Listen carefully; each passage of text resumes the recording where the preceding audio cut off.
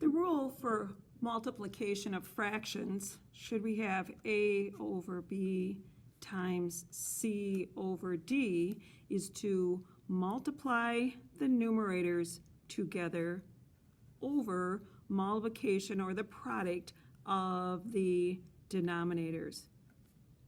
So using this rule, let's take a look at this first example where they're asking us to multiply these two fractions together.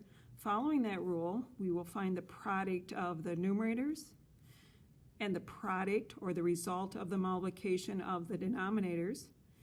If we can cancel out something common to the numerator and denominator and reduce, we would.